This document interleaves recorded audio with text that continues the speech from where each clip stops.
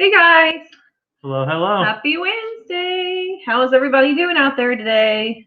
I believe it's already Wednesday. I know. It's been a fast week. Yeah, time's been doing something weird the last couple of weeks. It just feels like it's flying by, which is good. At work, I don't mind the week flying by. It's just when it gets to that Friday afternoon point till Sunday evening that I wish it would just kind of slow down. So yeah, we've had a lot of things going on this weekend, but I'm going to give everybody a couple minutes to get in here, see how everybody's doing, because we did start stream just a tad early, but I just couldn't wait to get back to our community. We are excited to get on and talk to people.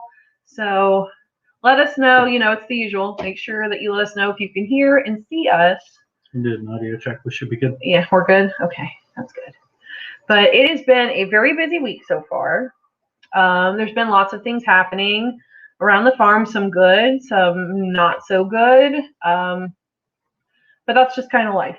That's kind of how life rolls here. But yeah, so how's everybody else doing tonight? I think we've got at least one person in here right now. Mm-hmm. I know you're one of them.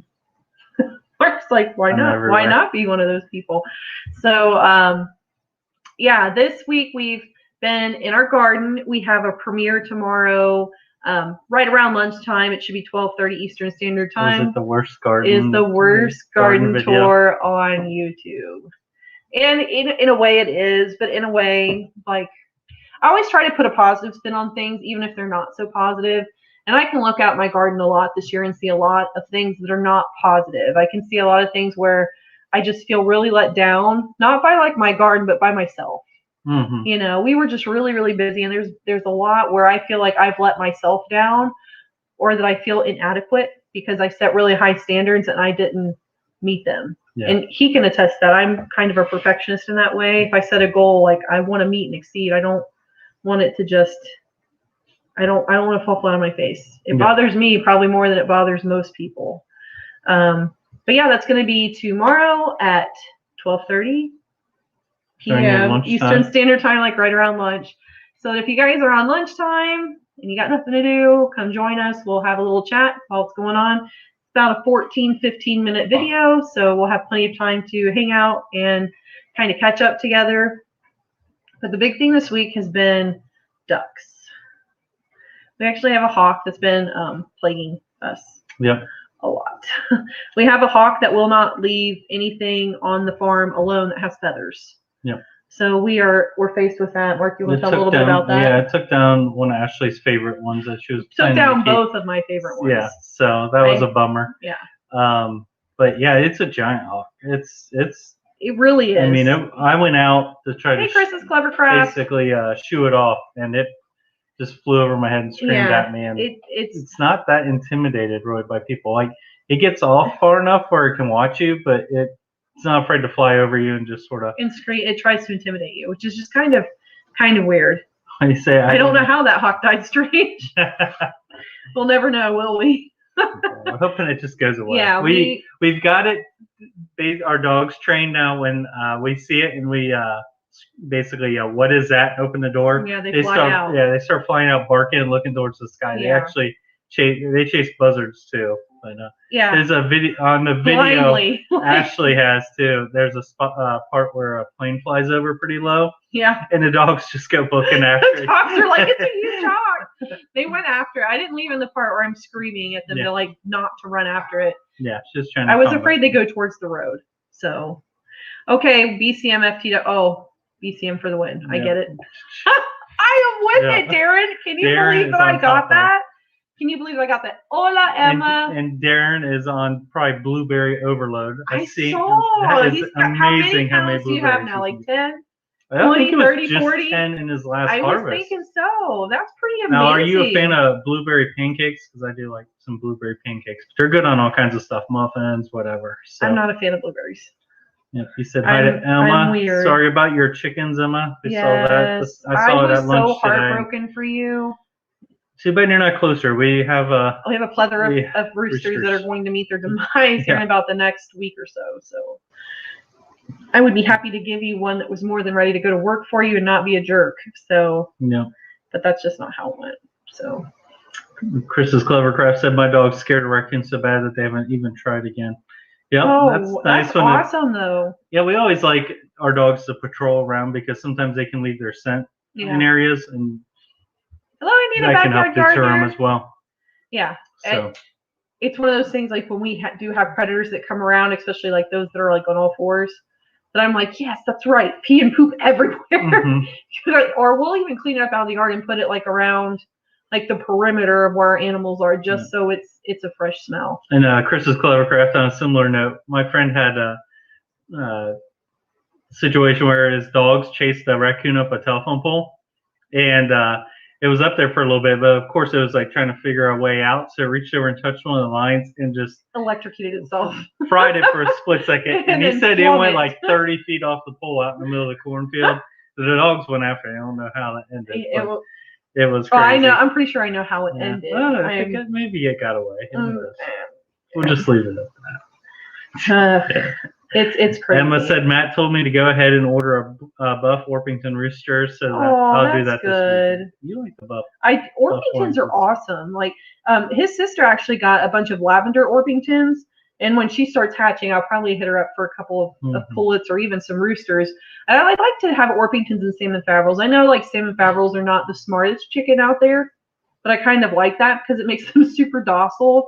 Whereas, like, I've got some Americana Easter eggers right now that are kind of lanky. They remind me of game birds, but they're not. But they kind of act like it, too, towards one another. So, I'm not really down for that.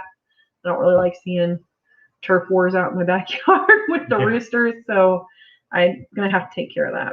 Yep. Chris's Clevercraft said he chased it around the yard until I called him off to let the poor thing get out. Hey, at least you gave it a run for its money. Yeah, you let him have a chance. I'm sure he learned his lesson after that. Yeah. So, India Backyard Gardener, how are your rabbits doing? I know that you have an update video on your little girl because she had its twist neck. What was that called? So, and did your boy come back? I may be spoiling it for other people, but if you guys haven't checked out India Backyard Gardener, like she had a little bit of a tough time with her rabbits. I think it was last week. And it hurts me to watch people struggle with their livestock or to lose their chickens like Emma did in today's video. It breaks my heart because I mean, we can feel for you because we've had plenty of moments like that. But then I'm like on the edge of my seat, like, did they find it? Is it okay?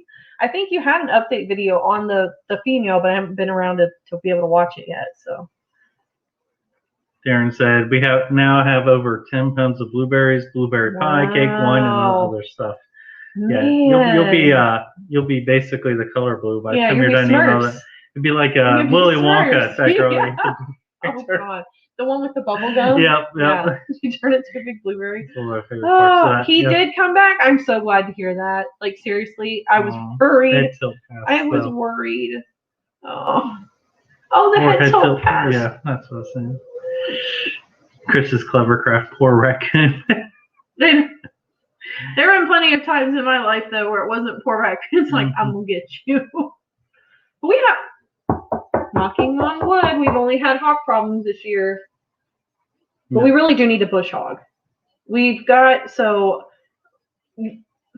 videotaped it, but I have a bunch of little baby goats that get out, and they go into the cornfield next door. You never go too far, but I was worried the other day because I'm like, I'll just leave her sit for a second, and I'll go get her in a minute. And then I just stopped. I don't know. I had like a bad feeling. I'm like, it'll be my luck that there will be a coyote in there that will just grab it and run because they're still small. And then I was looking back in the back, and we've got really, really tall grass. I'm like, man, this is like perfect for a coyote to just sneak up and take these babies. Yeah. So I know we really do need the bush hog. Probably Saturday. Yeah. I would assume. Yeah, it ain't too bad job. It just takes a lot of time. So if there's other things on because now we're also wanting to rush to get the duck pen done because of the hawk. So because our ducks, where the pen will be, will actually be closer to the house, which will be nice. And you guys will see that too. I don't have my battery hooked up to my electric fence. My fence is not electrified.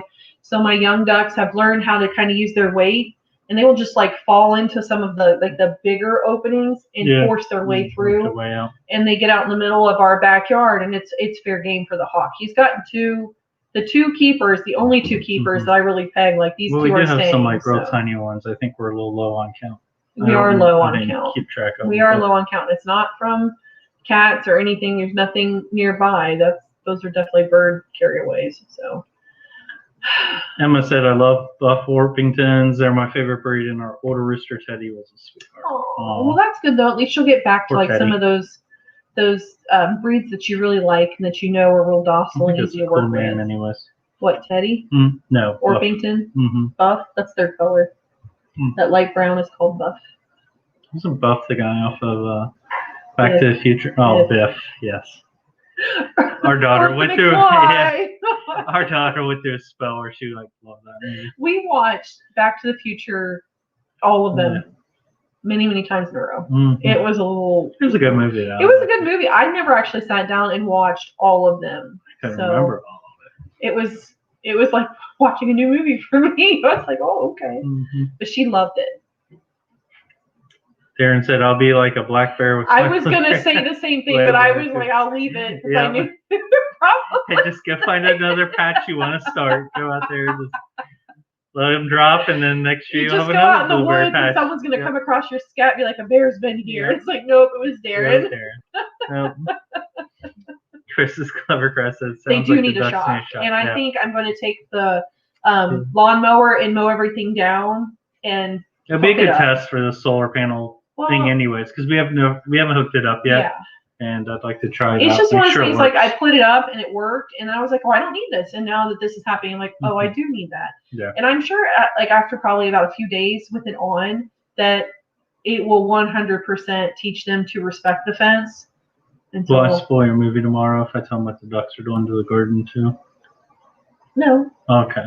I didn't know if you were going to. No, you're fine. I mean, it's in there. So the ducks, also, we're going through, they've learned how to pick the husk off the corn. And they know how to shuck corn. Yep. So the ducks are shucking corn out in our garden. But we have different varieties. So the corn cobs are actually coming in at different heights. So the lower ones to the ground, they're just shredded. They're shredded, and that'll be in the video tomorrow. So I know I mentioned it earlier, but I do have a premiere video tomorrow for the worst garden tour on YouTube. Mm-hmm. And like I said, it is not pretty, but it is not a total loss either. And there's a lot of reasons why we kind of are letting it do what it's doing. But that's 12:30 p.m. Eastern Standard Time, like around lunchtime tomorrow. So join me. Keep me busy at work. Rockin' Robin Goots. Hello, Rockin' Robin. Tonight. Hello. How are you? How you doing, Braxton? What's up? Buff or bit. Buff or bit, same thing. Close. I was close. Same thing. Different. Well, he acted buff, didn't he? Bow. He thought he was buff. Chris Cleverclaw said, I had one really nice Orpington rooster except to the ladies. Oh. And they always pick their favorite. I know. Scare all the feathers off their back. Yeah. We had a couple, we had one for the fair we wanted to take. She's beautiful, except she has no head feathers and no saddle feathers. Yeah. Apparently the rooster thinks she's beautiful too. She was very beautiful. The she was 10. We also have interspecies bonds happening here. We've got a rooster and a duck that they love each other.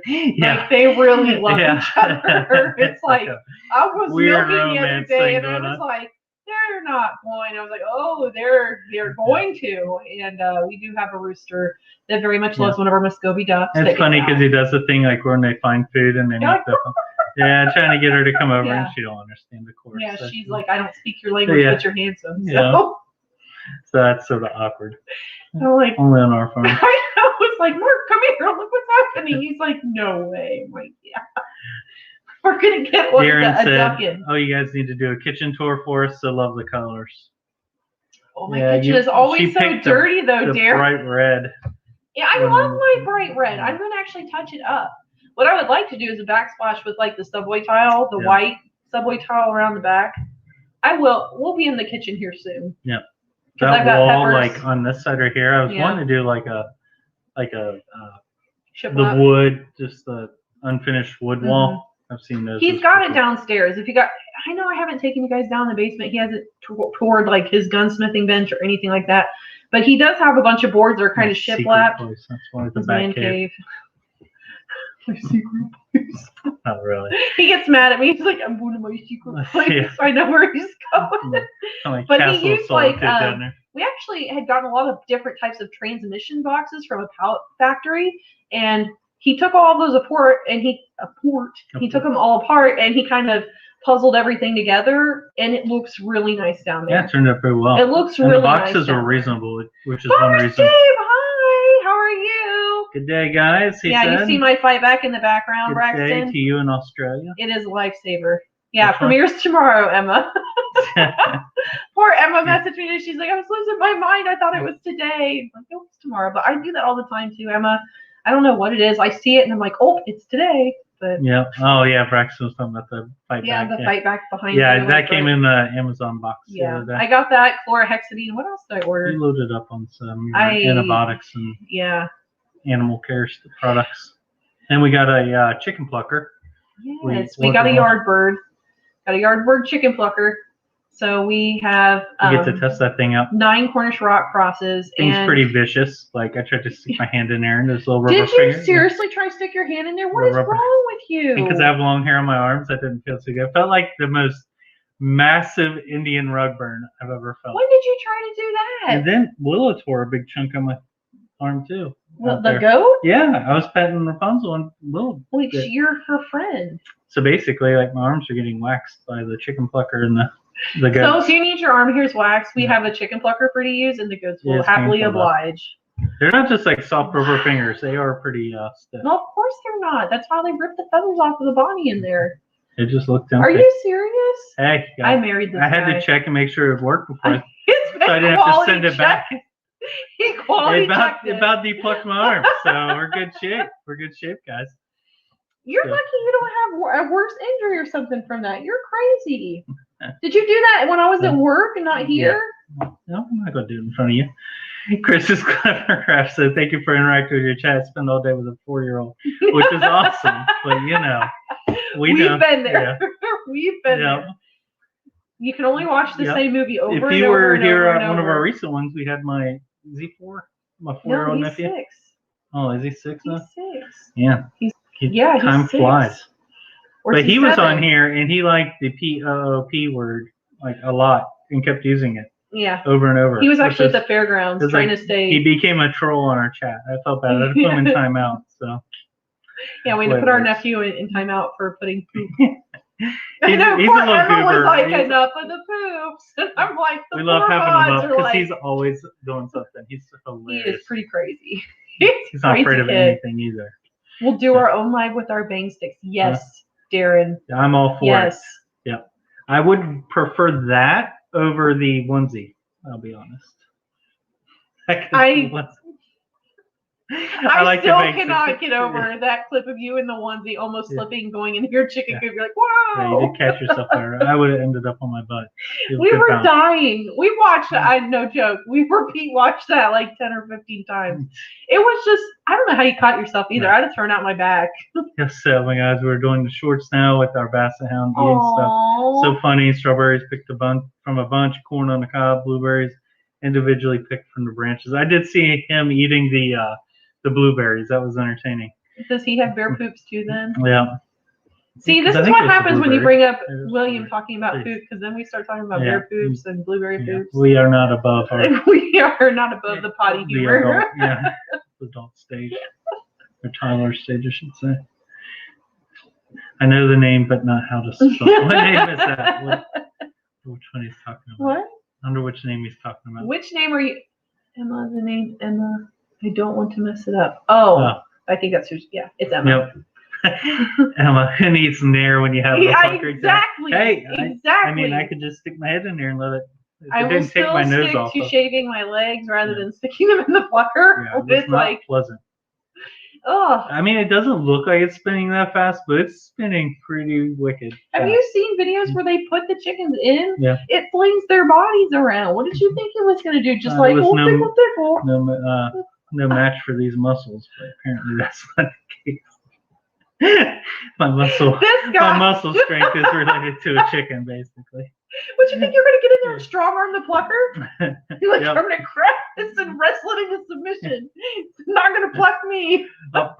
Braxton asked, do you guys ever plan to have a Jersey cow? We had a cow. That would a miniature Jersey cow. Yeah. I will not have a big cow. Yes, they are. Well, no, they're tough to get a hold of. I did see. It's funny you say that, Braxton, because there was someone not far down the road that was selling a Jersey heifer, a heifer calf, and I was like, Now, our family had one growing up. My sister had one, and it was a cool cow. I mean, it was very friendly, and it was a pet basically. Yeah. But what was her name? Buttercup. Yeah. Yeah, they're beautiful color. I like the way they have the big, those big eyes. Yeah, those big kitten. Those big eyes and their little black noses. Mm-hmm. I have a soft spot for jerseys, 100%. Yeah, it would either probably be the Jersey or the Highland. Oh, a Highland. Yeah. I'd take a Guernsey too. Yeah. Though. After seeing Darren's Highland, those are definitely on the list. But I think those are probably hard to find too. Yeah. Around here at least. They are. The more northern we go into our state, the more we find those Highlands. Jerseys. Yeah. Jerseys have really good milk too.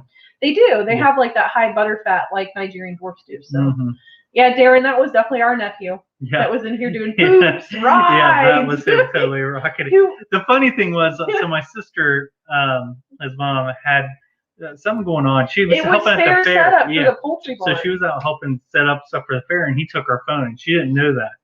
Well, then he was doing all that, and my mom called her and was like, "Hey, he's bombarding their chat." So my mom got hold of her, so she took the phone back. And then he snuck and got the phone later and did it again a couple times again. But then we got him. He was like, and it was so cute because I don't know if you caught it. He was trying to say he was sorry, but he spelled it SARE. He sounds like, everything it's out. It's okay, buddy. Cool. I understand. It's forgiven. Yeah. But like the next time we saw him, like, don't do that again. Yeah. Like, you want to come up to our house and play around? Can't do that again. Haas said, "Eat him on the TV while we came out. Perfect time." Yep. And by the way, Haas, congrats on the house. Yes, everybody, give Haas a congratulations. That was awesome. I know that was like a long adventure for you guys. Yes, and I'm glad I was so happy to see found that. A place to call home. Are you guys going to be able to get moved in before school starts? I know that was like a big thing for you guys. I bet you Owen's and are both happy too. Oh, I bet he is. I bet he's like picking out his new digs. Oh yeah, that kid's funny. Darren, Nair can be used on one head, not the other. Yeah. Duly noted. Yep. Darren always adds comedy relief when they jumps on here. Bomber Steve said they spin that chicken around faster than a badminton player in a long rally. That is so great. You need to put that on a shirt. I bet that would. It might happen. We might have that on a shirt. Darren or Bomber Steve could be definitely t-shirt material. I feel like that would get attention everywhere you go too. Like, what? Spin that chicken around. Everybody would know sort of what's going on there. They're just wondering how did that come about. Oh my God, that's hilarious! Yeah. I don't spit my water out. Emma said, "I totally want Highlands one day." Yep, definitely on Ashley's bucket list. Yeah. I don't know if we'll ever get to that point, but who knows? I'd have to. We didn't think we'd have ducks, and we have ducks, and we like the ducks, so. I want to take more shots at different animals. We were talking about pigs. I like that I'm broadening your horizons. Yep. Or do you just know that it's less painful to say it's a possibility? We do still have to work on the fact that when you get new animals, you have to have a place for them first. Because now the ducks, we thought we sort of had a temporary spot, and now that's not working. I don't know what I was talking about. Yeah. I would never do that. The whole walk before you run thing. No. I learned how to walk every time before I run, baby. Okay, I will make sure that for the next species that there is an actual place for them to go. There was an actual place for them to go, though. Yep. It's just not as good as we thought it was. I needed to be more diligent as a steward of my animals. Yep. And I will correct that. Yep. Hannah says she doesn't care what breed of cow they are. If they run, she will. Because they get all excited. Yep. And they kick up their heels. But our goats do that too, so I kind of get that. Yeah. From them.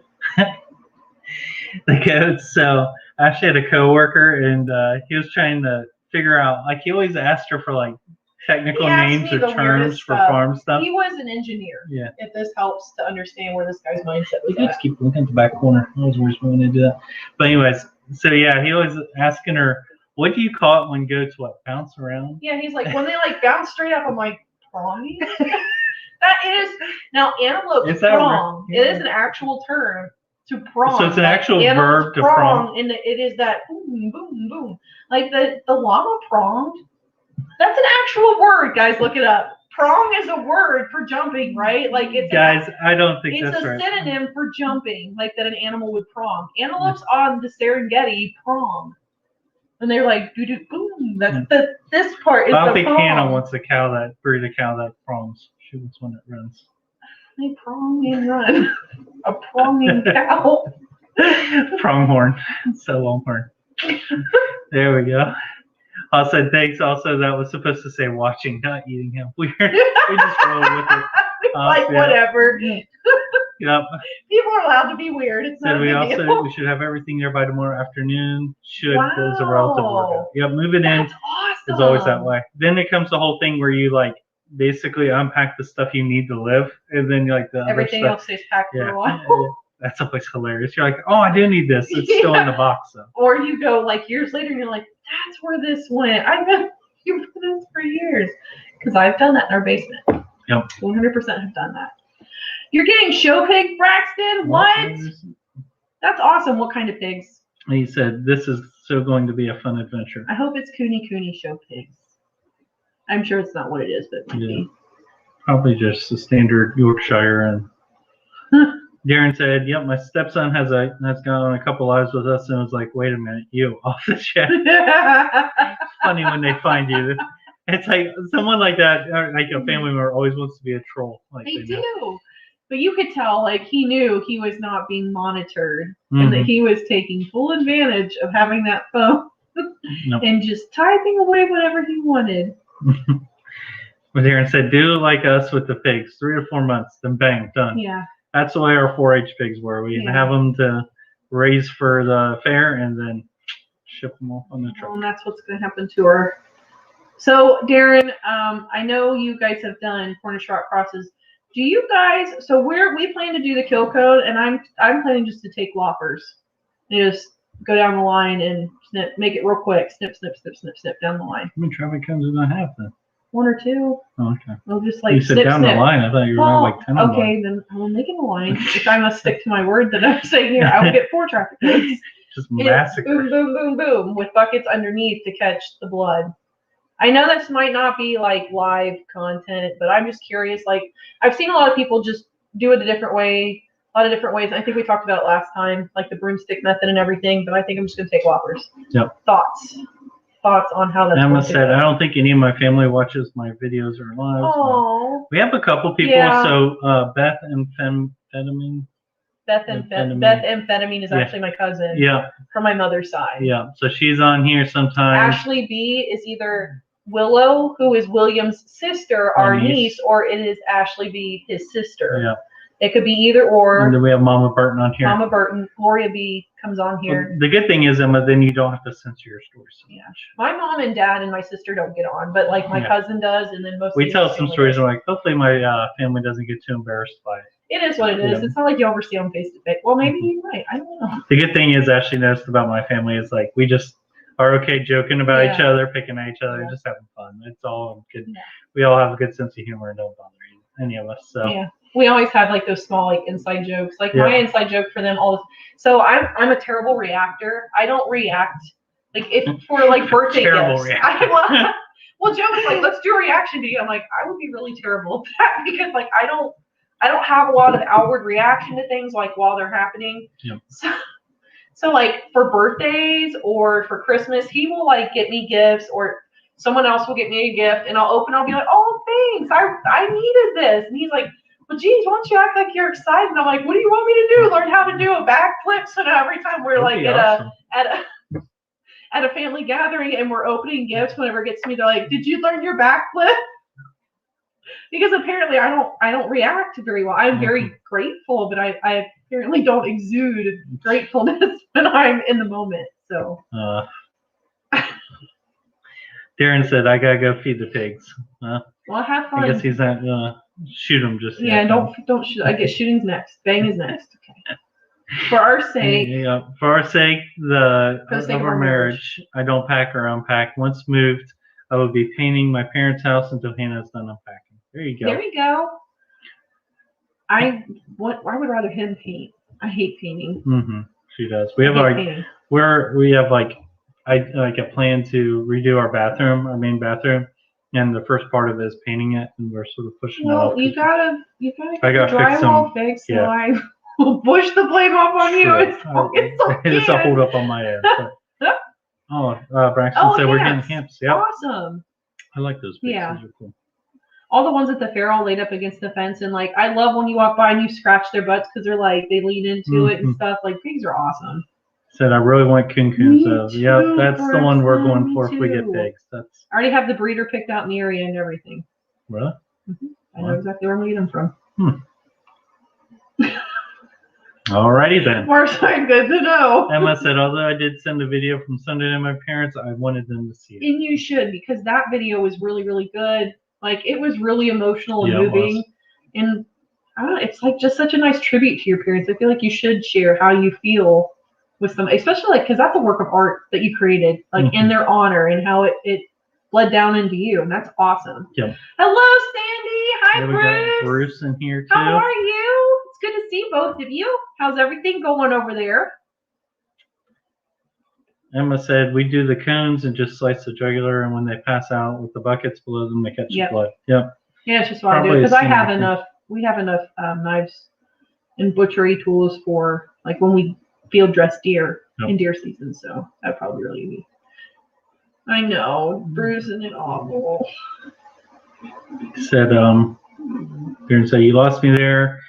Were you talking chickens, pigs, rabbits, not cows, right? Oh yeah, chickens. We were talking about chickens. Yeah, you asked how you were doing like the pigs. That makes total sense. Bang, you feed them and then bang. But for the chickens, I've seen people that will just lop the head off completely, and others that will just go down and slice. So I don't really want to do the broomstick method. Said if you use loppers, make sure there's a notch like game shears, otherwise their neck will slide up the blades and get cut, but it won't chop it off. Ooh.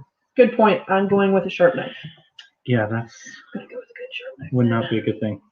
See, this is why I ask you people, because you guys have all of the knowledge and all the experience. Once we get our trial run done, it'll be good. Well, I don't want my trial run to be I don't want it to scar me. I want it.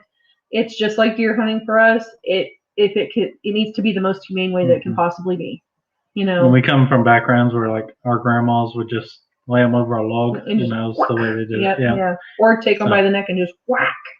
Yeah. So my grandma would do that many times. My grandma did the old twist. Yeah. Grab the head. And she had a rooster out to attack her. And one time, like my dad was there, he's like, she just grabbed it and swung it around. Mm-hmm. She could also throw rocks and kill chipmunks. Yeah. She was an amazing lady. Yeah. She was amazing. Chris's Clevercraft said, I don't ask people to watch my channel, but my mom watches sometimes. Aww. My brother's on here, so we do support each other all the time. And then my wife's dad watches a little bit. That's cool. You got a little bit of everybody. That's really cool. Here's where I find it really weird when people. So like I share my YouTube videos a lot on my personal Facebook. I'll put them in specific groups or like on my Facebook page. Darren said, "Crap, I won't feed the animals, but want to answer your question." I'm laughing. 50-50. Which one? I appreciate you answering the question. We'll be here. Don't worry. You can come back and jump right in. We'll still be here and we'll know exactly what you're talking about, bud. It's all right. But I thought it was kind of weird because, when you work with people, you become friends with them on Facebook, and I tend to share a lot of my videos or things on either my farm page or on my personal page. So, I'll have people at work that will come up to me, and they'll be like, I couldn't believe about that bee swarmer. And it's like, it takes me a second because I'm like, how do you know that? Mm-hmm. But then I'm like, oh, we're friends on Facebook, and I share my videos, and I'm basically an open book for you right now to see, what I do in my free time, which is really cool because it does start conversations at work, and at the same time, it's kind of creepy because sometimes they're like, I saw this in the background of a video. What was that for? Mm-hmm. Or I've had people ask about shed or just different things in the background where I'm like, I never watch the background very much in videos, but so I'm surprised when people are like, what was that in the background? Or the one guy was like, it's hilarious because you were talking about chickens and then in the background there were 3 pairs just going at it. Yeah. I'm like, oh, I wasn't paying attention to the chicken population going on behind me. I was just talking to the camera. I mean, I don't know. So that's kind of weird, but it's kind of neat too. Mm-hmm. Yeah, that's for sure. Snuffleupagus swarm. Ooh, that's a fancy name. What? What is that? Is it like the Snuffleupagus, from Winnie the Pooh? Is that a Snuffleupagus? I think that was off. What was that? Winnie Sesame Street. No. Oh, Snuffleupagus off Sesame Street. I can't remember what Heffalump. A Heffalump yeah. is from Winnie the Pooh. Snuffleupagus. Huh. Hi, Brian's Homestead.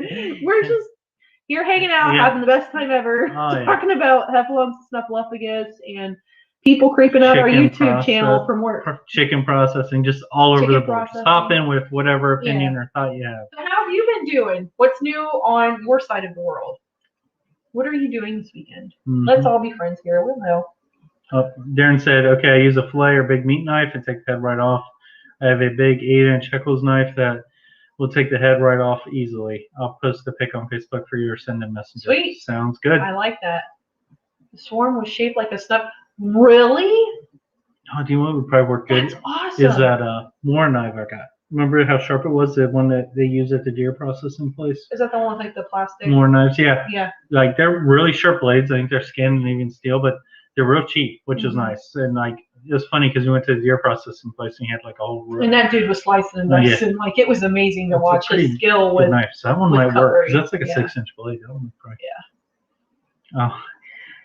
Said the swarm was really like cool. Snuffy. There you go. So do you name your different swarms, Bruce? Like I know sometimes I've caught, but like, do you keep track of them that way? Like we basically name our hives based off the places that we got them or where we caught them. Yeah. So. Emma said Matt's forging a chicken butchering knife for us. So what is a chicken butchering knife? It's like is it sculpted different? Is it like hooked or something? Long and thin, like just a quick. Or does it got some heft to it? Yeah.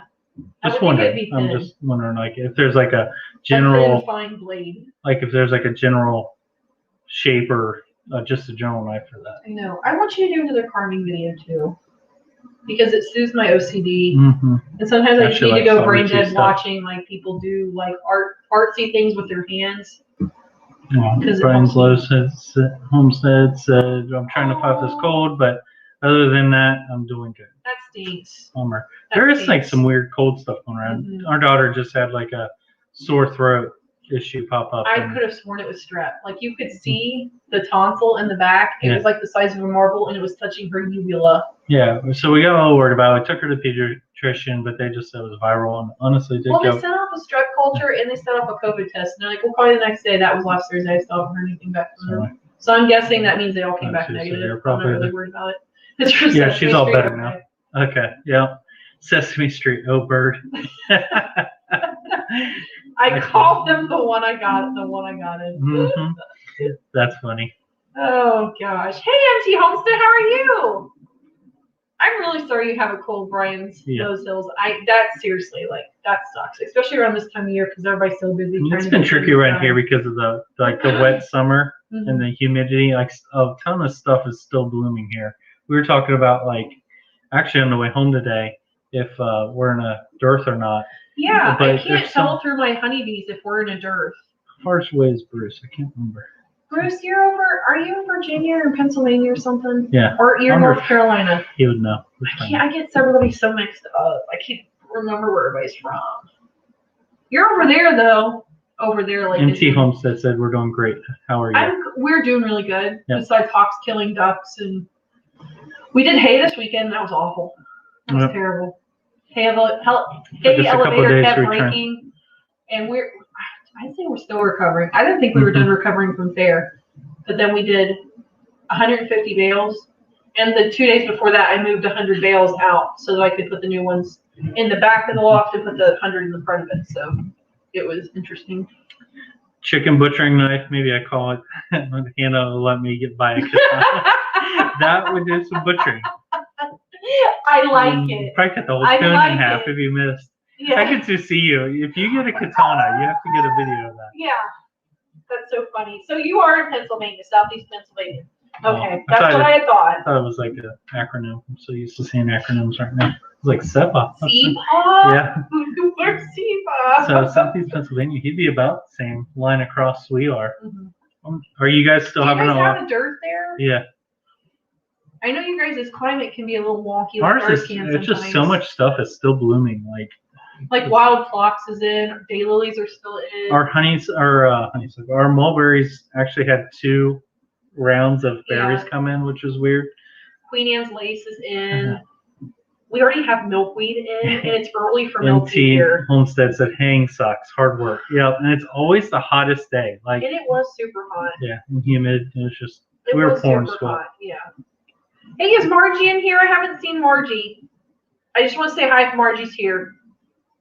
Because she usually says something, and I haven't seen her. Karen said, okay, so I was too busy answering your questions. So Brigitte fed all the animals.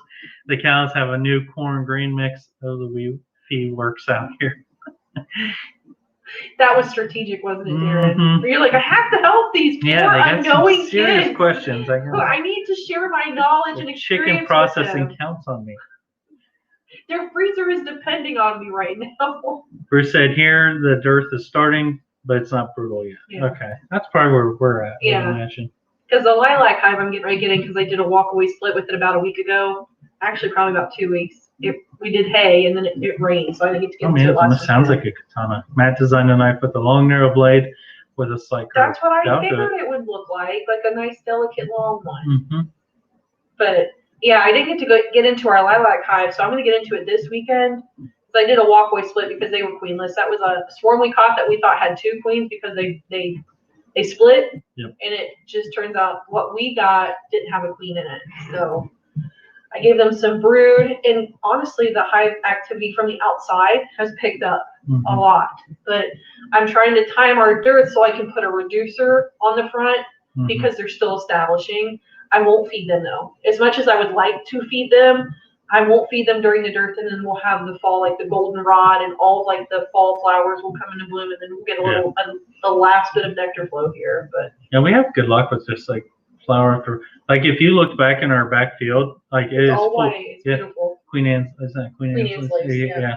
But then like I was showing Ashley pictures, but there's all kinds of flowers that pop up. We have lots of different. We had some thistle that was popping up. Yeah. We've got a couple honeysuckle bushes, especially around the edge. Like I said, milkweed. is already up there. Yeah. Then we got the blackberries, and I mean, there's a couple different swampy flowers that are down like the wetter part of the. Yep. But I haven't seen them. But then again, we've had a lot more rain here this year for July than we usually do. Usually, we've already been in like a bit of a drought period, like where we've got 2 or 3 weeks where we've got no rain. Mm-hmm.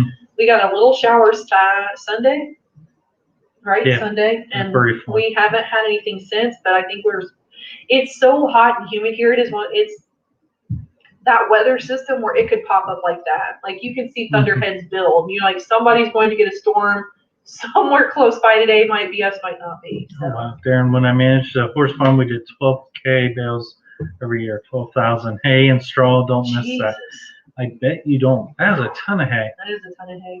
So, I mean, did they have the barn space to hold that much? I mean, that's a massive amount of hay. Mm-hmm. We got 250, and it's like a lot of hay up in the loft. Yeah. 12K, I couldn't imagine. Yeah. But if you have horses, I can see why. Because we just went through and counted our hay, like before we got the new load, and we still have like a little under half of what we bought last year. And like when we had the horse, we went through twice. We went through so much hay. Mm-hmm. And now we got like over 30 goats, but we still don't got 30. And 2 donkeys. Yeah. But I also got a lot of hay too because I'm expecting Lola is definitely in foal. Like she's definitely going to foal soon too. I'd say like in the next month or so. If I don't have a foal on the ground, like I'll kiss your butt. Mm-hmm. Like I really will. But I really think Rennie is just fat. She's just obese. Yes. So I'm working on her diet, which really sucks. Bruce said those are all good plants, but not enough. Yeah. Yeah. This is true. I totally agree. This is true. Yeah. I've been watching for robbing because I've seen a lot in our in the area where people are starting to post videos. And they're like, is this orientation or is this robbing? And they've all got, I guess I've never really seen robbing happening, but Bruce, is there a lot of bees on the ground because they're fighting? So they're like knocking each other out of the air and stuff. Because that's what someone had told us. Like if you see bees on the ground, if they're doing like all kinds of crazy and it seems a little bit more frenzied than an orientation flight and bees are on the ground, there's robbing is happening. In which case I'm calling you, Bruce. You or Adrian are going to be getting a call from me like, what do I do? So, Ashley's in the house. Hello, Ashley. How are you? Is this Ashley or is this Willow? One of the two. One of the two. Bruce said my area is the worst, mostly cornfields. Oh, I'm right. Yeah. We've got a big cornfield behind us. Yeah. We try to plant plants, but we have a lot of black-eyed Susans are in right now. Can you do a quick look out there? Like, are they all still looking? Okay. You take over. I'll just do a quick look on the back porch. Yeah, like Ashley said, like we got cornfield on one side, but the other side is a bunch of brush, and it's usually honeysuckle, like during the spring and stuff. But of course, that quit blooming. So let's see. So we're homestead. Have a great night. I'm off to water the gardens. Only 89 degrees now. Have a good night. Yeah, today was hot for us as well, but we've been having rain lately. But I think if it doesn't rain soon, we're going to have to definitely water our gardens as well. So Ashley's standing on a chair. Wish you guys could see this. And I thought she was going to fall, but nope, she's good. I think everything's good out there. Emma, I hate to run, but I got to feed the dino nuggets and get all the animals fresh water. Then got to start on dinner. Have a great night. You too, Emma, and we'll talk to you soon. Hi, Emma. She's making dino nuggets. I was laughing, telling them that you were up on a chair out there on the deck. I am. I had to get a higher viewpoint. Especially with that field in the back. It's a little high right now. So that's why goats are great at alarming, not like the donkeys are. The donkeys will just straight up get rowdy, but the goats will look. Like if anything is awry, like every goat's eyes are in the same spot, and that's usually a cue for us to go see what's going on. Yeah, they just act way too interested when something's going on. Ha said, "Oh, Robbing, I'm so exhausted. I thought you said you were watching Harambe." I'm so confused. Haas, yeah, you're definitely. Yeah. Pay tribute to him. Yeah, you get a pass. You've been house hunting. That was near us. Harambe was Cincinnati Zoo. Yep. That's only like 40 minutes away from us. Ashley, it is Willow. It's both of us. We're in Deadwood now, 2 hours behind. Deadwood? Seriously? That's where you're at? Bucket list. It's awesome. Have you guys gone and seen Buffalo? Is it Wild Bill Hickok? If there's anything like old Western Deadwood related, cool. I like it. Yeah. Yeah, I'll pay you back for it. Yeah. Especially it was like a cool bullet from that time or something. Did they have like Wild Bill Hickok's grave out there, or like they got the saloon where he was shot in? There, yeah. Because that's where he died, was in Deadwood. And then like Calamity Jane, I think, out in that area. Yeah.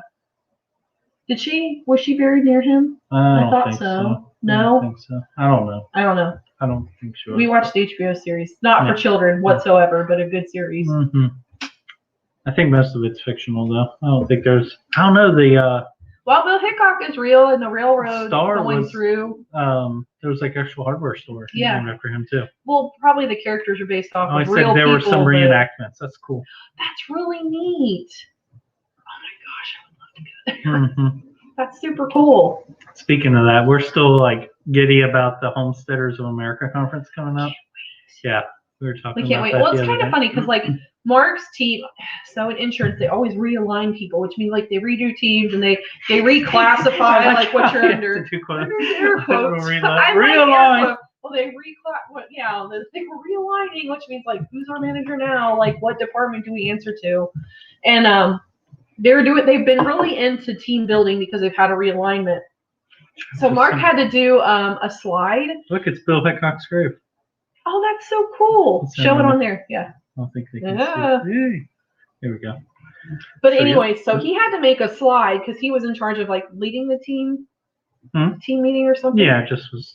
So he like told him like, yeah, we do. They have a farm. This is like what permaculture is. This is what we call our farm. You know, mulberry trees. Salatin. He used Joel Salatin's video, and it got a lot of conversation started about like permaculture and how homesteading isn't taking or stripping the land like corporate agriculture is. It's more enriching the land. It's something we're definitely trying to practice more and more here. Like when we started, it was like, oh, let's farm. You know, we both grew up with it. In the back, she was buried next to me, right? Oh, that's cool. I knew it. Look at that. This is Jeopardy. But yeah, like when we first got started, it wasn't even something like we really looked into. You know, we both grew up farming and knew a little bit about gardening and animals and care.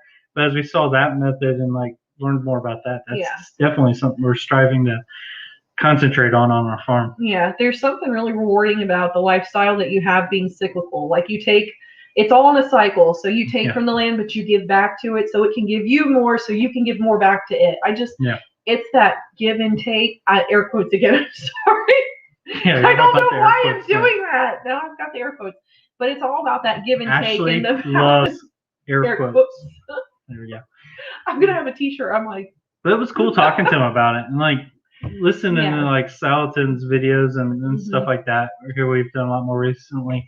I even explained to them like you don't have to have like a big plot of land. Like he even helps with like smaller inner city projects and small backyards. He's met with people. Marky was totally pep talking these people into being self-sufficient, regardless of like where you're located. But they totally took it like they were totally interested, which was cool. It made me feel good that hey, I was bringing something to them that they were interested in.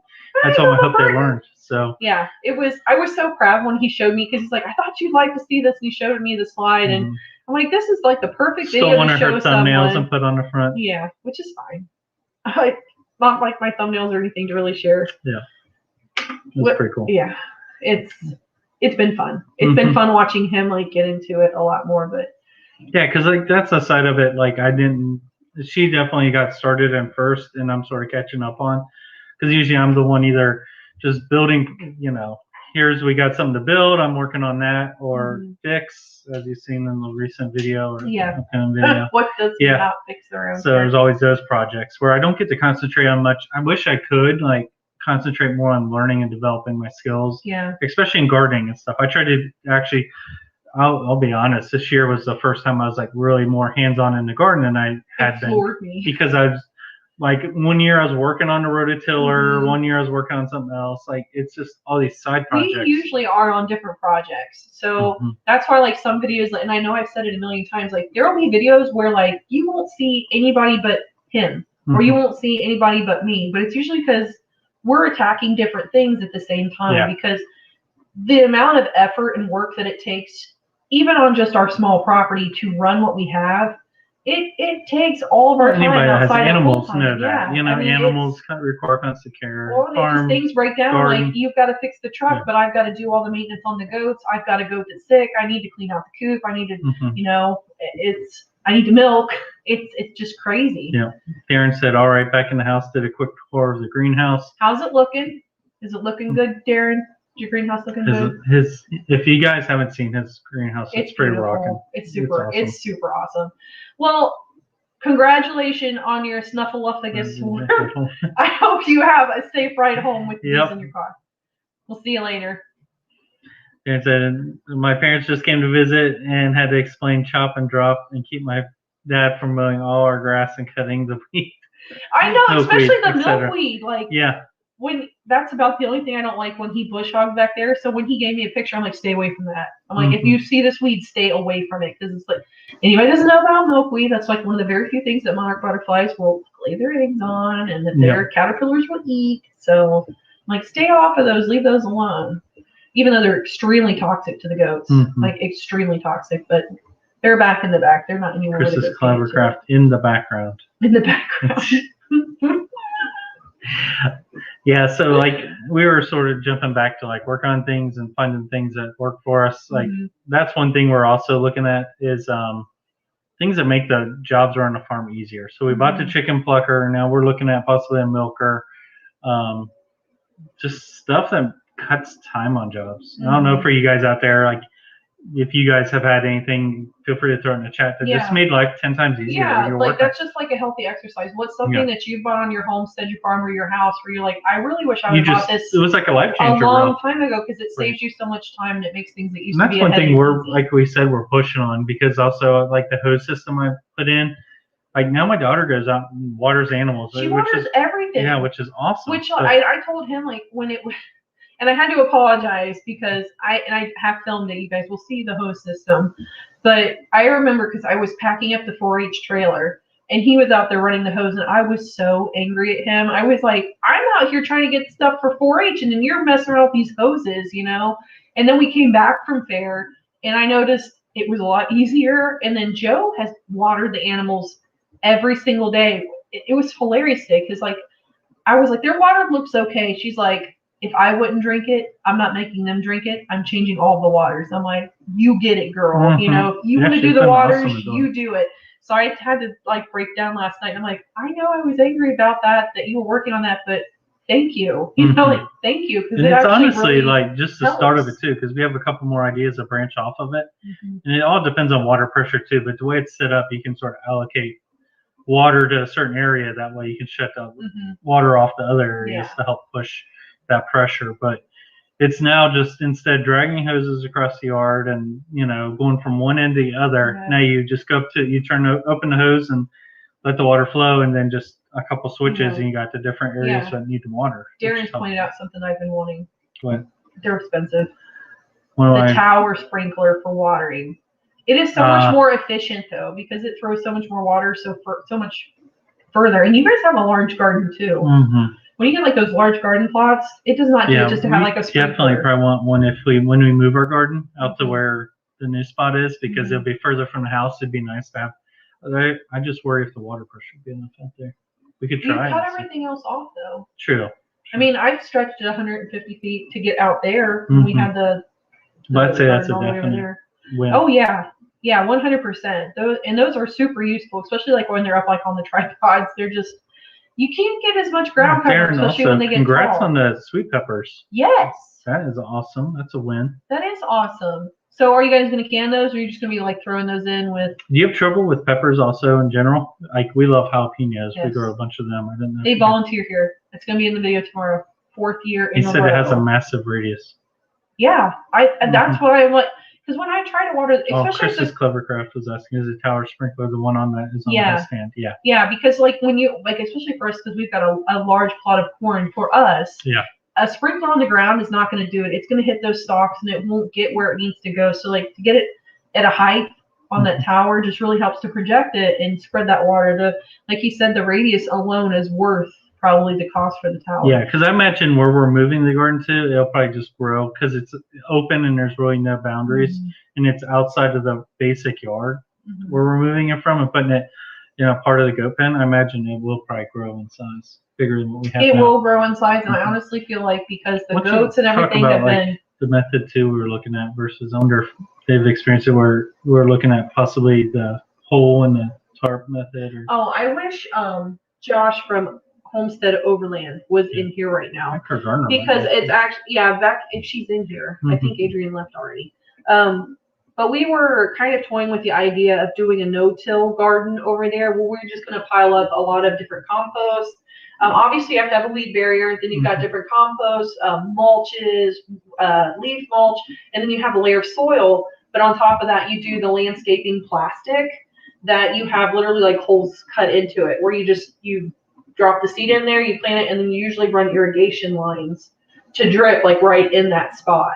Does anybody have any experience with that here? Because that's something that I've looked at, and for maintenance, like not having to do weeds. Yeah. I'm really tempted, but then especially because it's a new spot. Like the existing spot we have where we've tilled it up over the years, it was pretty weed free up front, and then we'd have to work at it.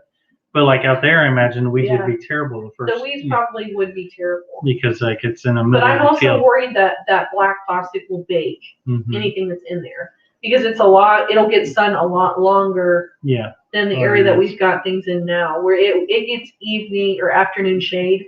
Like at about 5 or 6 o'clock, it starts getting shade. How does water runoff work too? Because like sometimes we get pretty heavy rain. I'd worry if it would have issues with the tarp, I mean, I don't know. I really looked into it. Just wondering if anybody else has experience with it. Because right now we just till up everything, plant the rows, and you've seen in the videos, it's just a traditional more. Yeah, it is pretty much how everybody's always. But again, we're looking at ways, to save time, save effort, and if that is an easier method where we don't have to go out there and especially pull weeds like we did this year after fair. Remember how bad our corn got for a little bit? We'd have to. I do think that he pulls that, Darren, and I don't think he pulls it every other year. I think he pulls it every year. I think he pulls that plastic off, because I recall there was. Oh, so like you're talking about where? How does he keep? Well, and we had talked about that if we did that, we wanted to make it where it would be like the good plastic that would last longer, so that we could take it off every season and open it up in the fall to winter time and actually feed chickens back there and feed the goats back on there, so that they could enrich the soil. Plus, it's in the with goat pen manure. and near the chicken coop, so we could use it for compost really easy right there. We kind of want to make it to where the goats go in and do the cleanup at the end of the year, and they go in and they do the enriching for us, and the donkeys do the enriching for us at the end of the year. That we close the chickens in there for a week and throw scratch grains down and let them aerate the the topsoil and add their nitrates to the soil like we do now. So and where we would be moving to would be ideal for that. It would be very ideal for that. Honestly, where it's at, I've been taking manure and creating manure piles over in that area, and the goats hang out there a lot. So that soil, I mean, the grass over there goes gangbusters because there's so much manure that's enriched the area.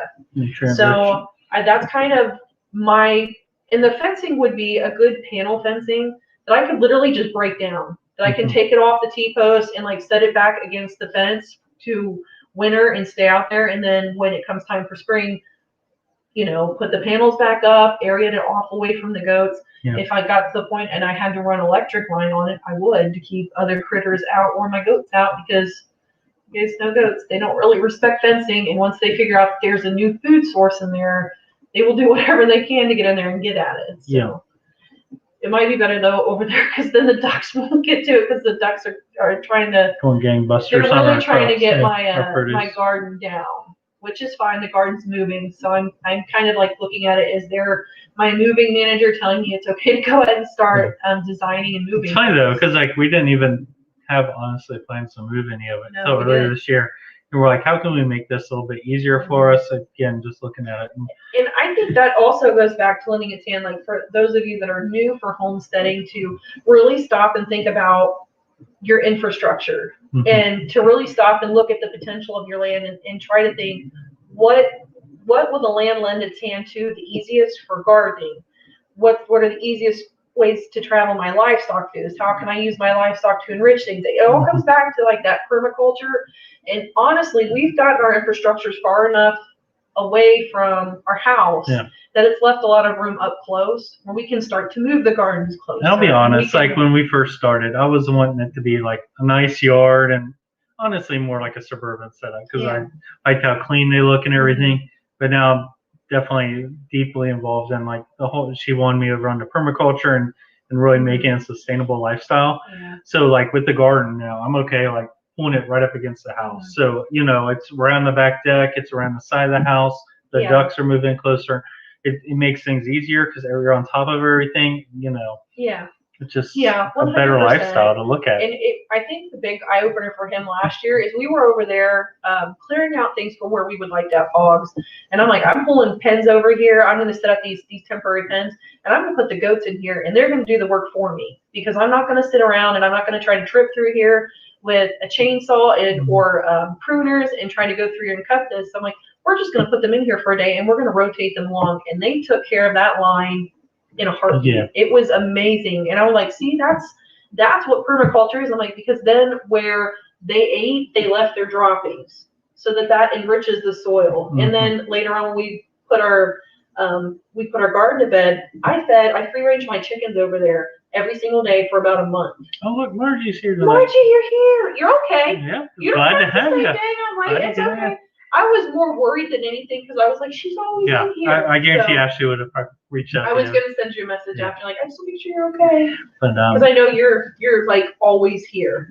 And like Ashley went and splurged a little bit on that netting fencing, and like that's been awesome. Like to see that. It really has. I was like, man, that's a little like that's a little costly. I don't know, how can we use it? And but then we started moving it. I'm like, look how it benefits. And he's like, oh, okay, this makes sense. So definitely be something helpful as we try to move goats around. Like we're trying to clear out more of the land to actually use and possibly put in more pastures for pigs, even like rotational grazing. Ashley's big in looking into that and talking about it.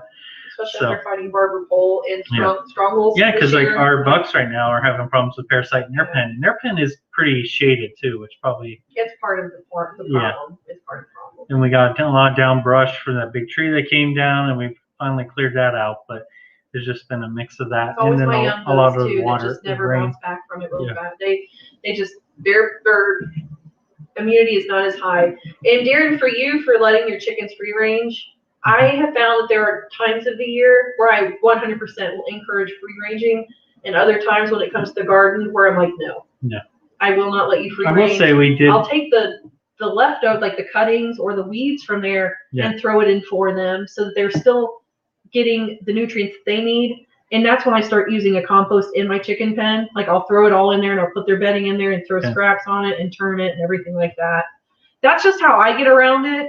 right now, I mean, my tomatoes are not red yet, but you better bet your bottom dollar when my tomatoes start to turn colors, my chickens will not be out.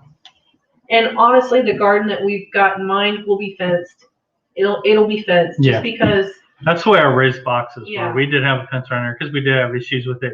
And they'll, raised bed, they'll just dig out the entire. Yeah, because the soil's softer. Yeah. The soil's softer. That's how you weed it a lot easier. So they'll get in there and just dig a big rut if you let them. Yeah, they really will. And it was my fault because I did have netting like around the one open side because the drakes were out because we had ducklings in there that we didn't want the drakes to get in and hurt.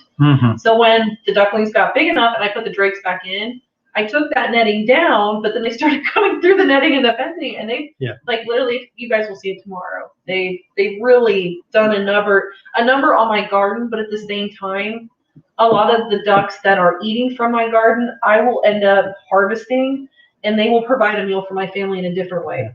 So it doesn't really hurt my feelings. Which is one big reason we got the plucker, because we've watched a couple of videos and the ducks look really hard to pluck. Ducks look rough, so we're especially with that water-resistant feathering and the what is it? Is it you down have to underneath? scald them more. It's almost like a down it underneath. Is the down. Yeah, it is and the it's down just underneath.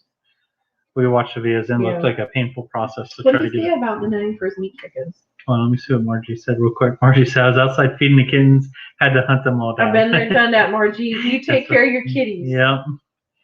Darren, we use the netting for our meat chickens. Pretty good, except when one tries to escape. The meat chickens don't notice the electric, though. Really? Like, as in, like, they don't respond to it? Or are they just too dumb? They're just too dumb, where they're like, oh, this hurts again. I don't know why. Yeah, the ducks are smart enough. I feel like they would respond. They're bred for meat, not for brains. That's for sure. Yeah, this is true. Darren's so true. We seed and transplant stuff all over the property, so keeping the chickens in makes sense. But then they consume more feed. This is true. That's when that's honestly the pro and con, situation. Like ours, we run free range a lot, but now the hawks coming in. Ashley's trying to. The funny thing is, it learns a schedule. Like it knows when she puts them out in the morning. I have to mix up my routine. Yeah. I cannot do it. She was letting it out in the morning, and it would come in about 10, 11 while I'm busy. Joe would be inside after she fed her wethers. Yep. He's on calls. She's in here because it's starting to heat up. I'm like, really, the predators in your areas time you out. Like they know, like how when we deer hunt, we're like, I know the routine of the deer in this forest. I know where they're going to be and when they're going to be there. That hawk is smart enough to do that for us too. So now, like we let out the chickens in the afternoon, it's starting to come around. It's hanging off in the distance. It was sitting and watching us, and you can hear it squawk. But it was watching. Like it's funny how it knows. Okay, there's a routine here, and I'm gonna go in and take care of that. Well, it's the same like with grab raccoons. A snack. The raccoons were timing us. They knew when we would close and when we turned off. And it got to the point where we had to quit turning off the lights at a certain time and just leaving lights on or putting more lights on outside. Yeah. Or letting the dogs out at random times. Like we'd let out the dogs a little bit later sometimes. And as much as like I don't want my dogs to think that I'm going to just wake up and let them out in the middle of the night. Like the other night at 4 a.m, they just both were like, I want out. And I was like, well, if you're both wanting out, you probably both don't have to go potty right now. So I let them out, and there was all kinds of weird noises going on in the woods. So I've tried to be a little bit more responsive to my dogs at night. If they're both at me, I know something's outside. Just makes me fun. Makes me laugh. Hey, Audra. I think it's funny thinking about like Django, like going out there acting like he's big stuff, like our little dog. He is big stuff. But then, like as soon as those noises, like get a little scary, man, he's booking back to that. Coyotes he doesn't mess with. But he stays running and But like the one night I let him out and he was barking and he wouldn't come back in, and I finally went up to the woods and was yelling for him because our neighbors are far away, but they're close enough that would bother them. So the sound does carry here. It does carry. But he had the biggest possum in his mouth, and I'm like, great. Now I have to figure out what to do with this possum because it's in my yard now. I'm like, and the chicken coop's right there. I'm like, he was safe in the woods. You brought him here and made him an issue. So, but the dogs have been good about alerting us to when June will alert us when the hawk is here. Yeah. She's funny because she goes out and looks at the sky as part of her routine. Yeah. Now she walks out. She doesn't look at the the wood line, she looks up and she looks at the tree line, like towards the top. Like she sees a hawk now, and she barks and runs it until about you can't see it no more. Yeah. Like she just knows she's got that guardian instinct, which is nice. Where she's like, because when she found that duck that the hawk had got, she stood over it and just kept looking around. Yeah. She kept sniffing it, looking at it, and she kept looking up into the trees and looking around. I'm like, oh, she knows that was her duck. Like feels like all the animals are under her. You could tell she felt ownership over that animal. Mm-hmm. Darren said, not sure if it's a lack of brains or definitely a lack of brains. Yep. Joe's been feeding our meat chickens, and she gets so angry. She gets so mad because you know meat chickens, when they get to a certain size, they're just hungry all the time. And she can't even put her fingers like on the door to open it. I was watching her come in here the other day, and she's like, gosh darn it, you stupid chicken biting me. She's like, I'm trying to feed you. Quit biting me. It was just so funny. I'm like, yeah, I know what we've been dealing with for years. Darren said also, I hear you on routine after my 2 morning coffees. Yeah, I'm with you there, Darren. Definitely. He can feel your pain. Oh, look, we're ready. Hey, how are you?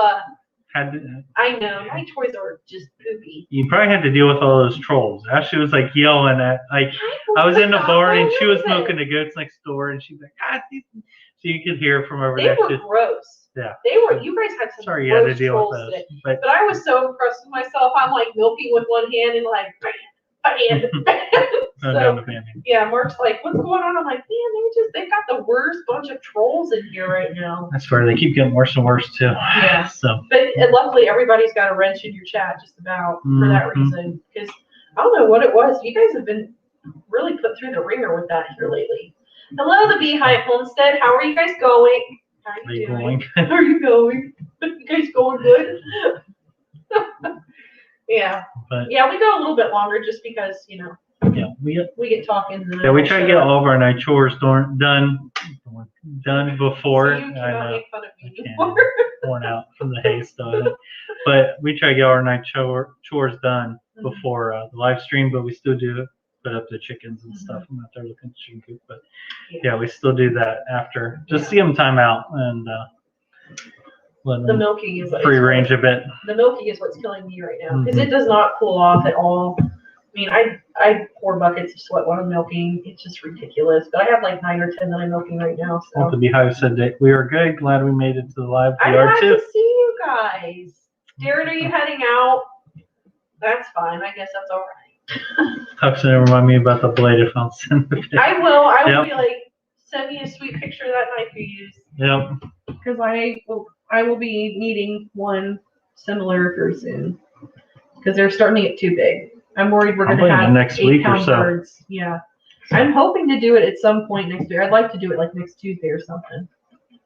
What are our high temps there? We were kind of we are in high 80s to mid 90s, and our humidity is through the roof. Yeah. Like it feels heavy outside. I think it's supposed to break this weekend, isn't it? It is. It is. It's supposed to break, I think, Friday, and we're supposed to get a break until about this time next week, and it looks like it's going to go right back up. Mm-hmm. No rain. We had all that rain during fair, all the torrential rains, and now we're no rain. Cack for the win. Okay. What is that one? What is cack? No, stop. Do you have cack on right now? Mm-hmm. Do you know what cack is? Mm-hmm. Has it got a bad word in it? Knight's Armament. Knight's Armament Company? Yeah, they're a gun maker too. Like a real good quality one. They're definitely for the win. Darren? I just can't afford them. I felt so happy about the BCM one, and now you made me feel stupid, Darren. You will pay. This is the way, Darren. She will learn. This is the way. Oh wow! B Live said, "Wow, we were like 94 with heavy humidity. Wow, walk outside sweating. Yeah, that's when crazy. Like you like walk outside, you instantly start sweating. But when you walk inside, that cold chill, as soon as you walk into the AC, is amazing. Like when we did hay on Saturday, but it gets cold almost. Like if you have the fan on, like you're like, okay, we got you on the fan because you're like. Soaked the and sweat cools you down so fast. That makes you freeze for a little bit. Yeah, that was like that when we were doing hay. I walked in, I'm like, oh my god, it is so nice in here. Mm-hmm. It was just amazing. But then it sucks because you don't want to sit on the couch. So, no, we usually sit on the floor. Yeah. If we've been real sweaty and icky, like which we is sit on the floor, terrible which is too with our hairy dogs. So. Yeah, and we were sweaty, so then we had hay and hair all over us. Sounds very appealing, doesn't it? So nice. I have a man crush on Mark now. There we go, Dan. Jared, I returned that. Wow. You guys gotta have watch a out bromance. now. Yeah. It's all right. I'll share So it wish with he you, was coming Darren. down to Homesteaders. I know. We will. I feel like we'll eventually meet you one day, Darren and Brigitte. We should if we could find somebody to watch our animals, we could take a trip up to their homestead because they're doing. And I could give your hairy coos a hug. Because they have they're like renting out. Remember? We could rent out a spot and just spend the time there. That would be. We'd probably not get no sleep though. We'd probably just chat all night and have fun and it'd be awesome. Yeah, I can't share him with you though, Darren, too much. Yeah. Sorry. Mark's like, if I know, it sucks. Talking about guns. That's true. That's one way to sway me. Mark's over here swooning. Audra, tomorrow's supposed to be 97. Our humidity is like 90. Like being hit with a weapon. It really is. That's so gross. That's what kills me. Like I can handle high heat if it's dry, but when that humidity's up, that just makes it hard to breathe. I'm okay. I don't like it until I'm in a full-on drenched sweat, and then I can handle it because I'm like, I'm gross, I'm disgusting. Yeah. And it seems like those days there's no breezes, so you're just sitting there sweltering. Like it's funny because like Indiana, of course, is flat, especially where we're at, and like there is pretty consistent breezes. But on those days like that, like of course the day we did hay, no wind. It was just nothing. Hot, stagnant heat. It was so awful. It was so terrible. And then she's up in the top of the barn. Where all the heat's at, and like I had to tell him, like, you've got to stop. I can't breathe. Like I'm losing it. It's just you get to a point where you feel nauseous. Yeah, and it was one of those like hacking coughs where you're like gagging when you cough. Because I had hay in my lungs and it was just so hot and humid. I was like, I've got to have at least a 5-minute sit down. We can talk about hay all you want, old Redding. Do you worry about mice getting into the hay? No. No, we have cats. so many barn. We have cats. Well, we're down to what? We only have 2. We had 5. That's right. Coyotes ate 3. We assume. Well, I don't know. Halloween comes back every now and then. Halloween is a black and white cat. We have neighbors that I think that feed them too, which is cool. But Angel Wings is an excellent mouser, and then Elmo, for being as ancient as she is, will take down a rabbit. She'll take down birds. She's a predator for sure. Yeah, they are 100%. But both of them are great at taking care of mice. And then our chickens get up there a lot and our lay dogs their eggs. do too. Like what? Django will go after mice too. If he I thought you meant up in the loft. He doesn't hunt them as much. No, definitely not up in the loft. But he'll go after of course, moles we've talked about. He brought another one in today. That's like the 5th one in the last 10 days. But I'm okay with it now because when they kill the mole, the Muscovy ducks come and eat it. Which is weird, yeah. The circle of life, I guess. Of course, okay, this will take a sort of reverse turn. But I hit one with the lawnmower because I didn't see it because the dumb dog laid it over by the flower beds. So I hit it with that, and then the duck comes over and just he's like, "Yay, going for it!" So it's going through it. We're like, "Cool, I guess I don't have to pick that up now." Yeah. But yeah, we don't usually we take mice. them and just throw them in the garbage. Well, and we are next to it's big agricultural land out here. You guys might hit the jackpot snake wise. I don't kill snakes here. I relocate them if they're in my way. Now, when we first moved here, we had so many snakes because it was all. But the Muscovy ducks will eat them too. The Muscovy ducks eat mice. They eat snakes. Well, with the hawk going around too. We have the hawk. Yeah. We have fox. We have said the hawk. I can wait for a big green guy coming over. If he did, I would definitely ask him to help us with the hay. He'd just pick up the whole hay. Yeah, he could just do all the force. But yeah, like there are enough predators out here for the only problem is with the snakes. We'll hit them with the lawnmower once in a while. We'll feel bad about that. And feel terrible about it. But the snakes take care. We have big black rat snakes here, and I've seen quite a few that are probably pushing 5 feet long. I hit one with the weed eater last time I was weeding. Yeah, you did. But I found 3 or 4 on our property. And I won't lie, I get huge. I prong when I see the snakes. That is a real word. Pronging. That is a real word. I do some pronging when I see snakes because I get jumpy. Yeah. They just give me the willies. I don't know why. But they got no legs and they move fast. That's true. I've learned how to pick them up, so I'm not afraid of them anymore. Yeah, you can pick I used to leave them alone and just I can sit there and look at them, but when they catch me off guard, man, I jump out. Yeah. Them and clowns. Clowns are. Yeah. I want to find a snake with face paint on it. Full-grown guy with makeup on chasing kids is not something in my wheelhouse. So. The Beehive Homestead said, definitely been working on the garden and drenched in sweat, and then go inside and get goosebumps with the AC. It's only set at 75. But it's that cool, dry air. Yeah, it's like it's almost like the commercials they had for like the bite into York peppermint patty. You just feel that rush over your face. Everything frosts. Yeah, it probably is like that. Oh, Nightbot clicking on you. Our feel like temp was 119 the other day with stupid. Whoa! Man, that is brutal. Shut up! Seriously? That's like a day of nope, I'm not going outside. Yeah, I couldn't do it. Mm-hmm. I feel like the goats are just gonna have to handle their milk. That's when it actually milks and it's cottage cheese coming out. So warm, curdles it right away. Stop it! You and Haas, every time you guys get me to like start gagging. Stop it! Chunky mole. That's a ode to Haas on our last chat. Audra said, so easy to get heat stroke and high humidity too. Got to be careful. Yep, definitely. Yeah, that's why like in the loft, I'm like, nope, time out. I'm done. And lots of water. Because I stack. He'll take it off my stack. So it was super fun. Old Ring said, what about in all the humidity?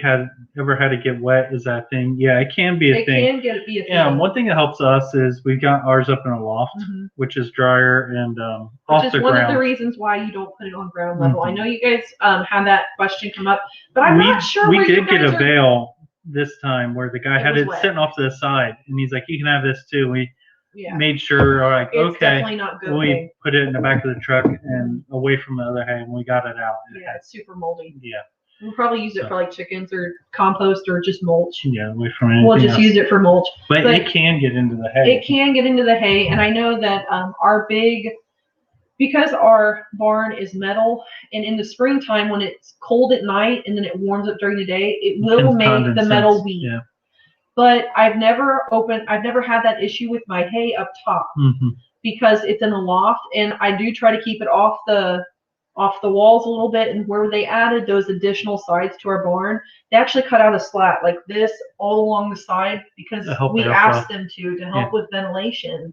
So that air is constantly moving around. But that's why you don't want it on the ground. Even if you put it on pallets, there's still a possibility that moisture will find its way up into your hay, and then all of your bottom bales will be worth nothing. And there's things you can do like vapor barriers on the roof, and sometimes I wish I would have done it, but then we went to the fair and all theirs are hanging off like they fell off. Yeah, it looked terrible. But like the loft helps prevent, so a lot of that also comes from the fact that the goats are breathing, of course, moist air, and it's going up, and that's what will cause a lot of condensation. And with the loft, it's actually preventing a lot of that air from getting up to the top. Especially if you use like the deep litter method in wintertime, because you're stacking it on top to create that dry top of your bedding, but everything below is heating. It makes it warmer, and it creates moisture, and it makes all that moisture rise. So that's what causes. Now the one interesting thing, it's actually I've heard about more lately than I did when I was younger, but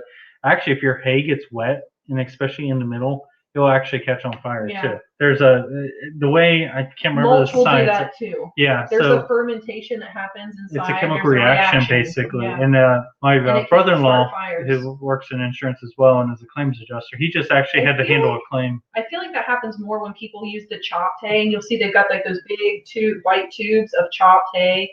It seems like it happens in there a lot because it goes in moist. And they seal it, but once they open it up, they're allowing for air and other things to come in there and have a chemical reaction. And it'll actually catch on fire and burn the whole barn down. So because a lot of people would put it against the side of their barn thinking, well, it's old hay and oh well, but then the water got in there and it actually it creates enough heat on the inside with the decomposition that it bursts in.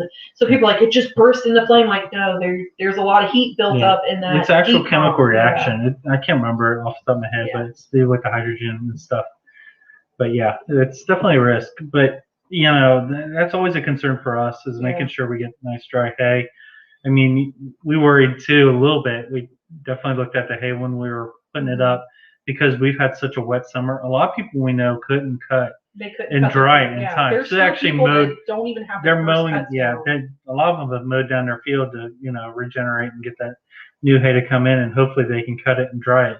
You just had to have basically almost like take a chance and say, well, because there's a couple of days where it looks like it's going to be dry, and a couple of people did get in, but it's been a hard summer for really that. has. So that's a big critical thing too. If they didn't dry it right, then you're going to be stuck with that and moldy hay that will probably hurt your alpacas or anything else at the end of the hay. It's They don't. Some of those definitely a ruminants risk. don't have a really high tolerance for molds in their hay. Now I know cows do, but I think they have more stomachs than the ruminants we're dealing. We're dealing with small ruminants, not I'm trying the to large think ones. because I don't know much about it, but like I'd probably be more concerned about raccoons in there too, right? Didn't we can't they get raccoon fever? Raccoons can drop feces, and if it's fed to, especially in horses, is it horses get raccoon and possum fever? Yeah, because didn't you have a horse that? I had a horse that died of possum fever. Yeah. It was or it was raccoon fever. I can't remember which one I think you said raccoon. It might have been raccoon where they dropped their feces in the hay and the horse consumed it and it caused like a neurological thing to happen. It's a known illness, yeah. Yeah, went down and never got up. It was horrific. It's an awful thing to witness. But that's a major problem is the raccoons and. Now you guys are in Connecticut, so you guys have cooler temperatures. I feel like you guys get pretty warm too. Yeah, we probably just freak them out about every bit of hay in your barn. But it's good to know the risks. It's just quality control. Yeah. Like really, like you can't.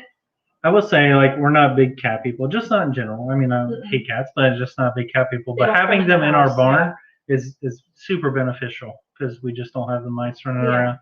Because, you know, of course, with animals, you always have the extra feed, and especially goats. They kick feed everywhere. And waste a lot. And then we have a rabbit in there who spills his feed once in a while. So we do have feed on the ground, but we don't have any trouble with mice. And once in a while, a great while, we'll see a mouse, and it'll show up outside the barn or on the porch a couple of days later because the cat will bring it out. So they don't really last very long. And our chickens get up in our loft too, and often that's the only time I will tell you I know that there are mice that get up into our hay because the chickens will lay eggs and the eggs will be up there and there'll just be a small little hole and it'll be completely empty on the inside. And I know that's a mouse, but you literally are not going to be able to have anything, feed, hay, anything like that, and not have one post you just saw with the tarping they did too. Oh yeah, don't tarp your hay. I don't know if anybody's ever told you that. Do not tarp your hay. That is like the biggest rookie mistake you can make if you're new to it, which I know you guys aren't new to it. I'm sure you guys know not to tarp it, but it literally it creates like the most humid atmosphere, and if there's any moisture already in your hay, like you could leave it on for a day in the sun with the tarp on it. But a lot of people like it's okay to cover the top, you know, if it's raining just to get some cover. But don't like wrap it. Try to seal it. Yeah, because it creates a dome. The sides up to get that circulation through it. Yeah. So it can be really weird, but that's honestly why I stack the hay when it goes on the trailer too, because like I'm inspecting and I will tell them I don't want this bale. Yeah. You know, like I've we're not like picky on what's in our hay because as far as like what if it's grass hay or because it's goats. Goats are pretty good about just eating any type of hay. If it's alfalfa, they'll be like, oh, this is alfalfa clover. Like, okay, well that's fine. Cool. Yeah, we're feeding it to goats. Horses, we would be more picky, or you know, but like she will check, and if there's something wrong with it, as far as I'll flat out tell them I don't want that bale. And usually they're okay because they'll just give it to cows. And the guy this time was super nice. We took that bale because we're like, okay, we know it's on the ground. We threw it in the back of the truck, and he's like, this one's on the ground, so he knew too. So we put it away, and then we got it home. We looked at it, and it was, So let me read Audrey's real quick. My sweet kitty is always bringing me birds, mice, lizards, chipmunks, squirrels live on my back porch. She always beheads them too. Creepy. But it's definitely a hunter. And the fat that is in the head. Definitely a hunter, though. Yeah. We had a blue jay that was dismembered outside. I'm like, yes, because blue jays are nasty. They're beautiful, guys. They're beautiful birds, but they are nasty birds. But then she was upset because it took what's it, robin? Yeah. But it's just the way it is, because I mean, they're not discriminate.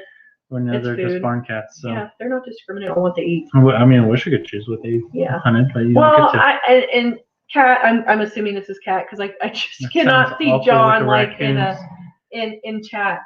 He probably does, but I just can't see him doing that. Can't he be in chats? I don't know because cat is. I could see being in chat. But cat is like the social one. I'm always the one in the chats, not you. True. I'm trolling you. Dang it. They said also, let's see, but we haven't had to store large amounts of hay before, so we were trying to avoid rookie mistakes. We went from 3 alpacas to 16, so we are in hay trouble this winter, and we don't want to get our hands on some serious volume of hay. Yeah. Yeah. Like That's tough. The basic rules, like we were saying, is try to keep it from getting wet. The loft has been a lifesaver. Just keeping it away from the ground, because you can also get moisture from the ground, of course. Now, you guys were talking about keeping it on the ground. If it's up on a pallet. You were talking about sliding doors. Is that sliding doors like in a place where you can control the conditions of the humidity and temperature, or is that like sliding doors to like a basement that might not have AC, or like the ground level of like I guess you were right. I knew it. I knew it was Kat. I knew it was her. So in the big house, so you could probably control the temp. You might be able to get away with skids. You might be able to get away with skids, but honestly, for me, I try to look at the long term. So because skids do get you some airflow underneath. They do, but they can still allow moisture to come up underneath. Because our barn, like especially in one of the lean-tos, we still have a little bit of moisture. Like if it rains real heavy, the ground will get damp underneath it. And it will ruin the bales. We won't put hay anywhere near that side. Or if you do have mice tend to get up underneath hay, and they'll like get it to where the hay bridges down to the ground, so like the moisture will follow the hay that's hitting the ground up into the rest of the bale. It will wick, and that's the best way to put it. It will wick up into the rest of the hay. But I think you guys. So what does one alpaca go through in a winter? Too. Do you know if alpacas are as picky on their hay? Are they more like horses? Like Gunther, our llama, was not picky. They had the same dietary needs as the goats do. The llama did anywhere, and could tolerate the copper. The toxicity that the amount of copper that a goat needs is very comparable to the amount of copper that the llama. They're on the right path though. Worrying about it. Okay, have a good night. Sleep tight. Hope you have a good night and that you rest well. Kat said right now they're eating like a bale a day. In the winter, maybe double that. And you guys' winter is a little bad for 16. It's really not bad for 16. Because a horse is I go through about a bale a day for about 30 goats and 2 donkeys. Yeah, that makes sense. That makes sense. Not to mention, like, you guys have a harsher winter than we do, and it tends to go a little longer. So you're definitely right on the right track of storing. And if you have a good storage spot, especially with our loft now, we're adding to it. We doubled up on the hay to make sure we're in good shape. And then we're, of course, if we definitely have probably way more than enough, we'll sell some in the winter and recoup some of the funds, because that's something you can also think about too. What he just said, people will sell first and second cuts the cheapest. Third and fourth, if you can get a fourth cutting, you are paying an ungodly amount of money for that hay. Because it's right up against. It's right up against, and that's the best hay. That's the better hay. First, second cut, get it in, buy extra, and then when winter hits and other people are looking for hay, sell it for a good markup. Yeah, because you're paying for the storage. You moved it, you stored it, they get to pay for that. And right then it's a premium when it's during winter. But you're on the right track. I would say definitely store ahead of time, because when winter comes, the price just goes way up. Like that's why we buy a lot, because I don't want to get caught in the wintertime having to buy. We got a good price this time, and honestly, we were worried that because people are having trouble getting cuttings in, that prices could be higher. Yeah. Now, if the rest of the summer dries out, I think they'll get more cuttings in and be in better shape. They will, especially if I have like an Indian summer. You really don't know what's ahead. I mean, now we're way overstocked on hay, but at the same point, with this past year, I'm not willing to say that over an abundance of anything right now is a bad thing. Yeah, so it's not bad. I feel like I'm like, okay, we're better prepared than if something does happen. I adore you too, Crystal. Thank you.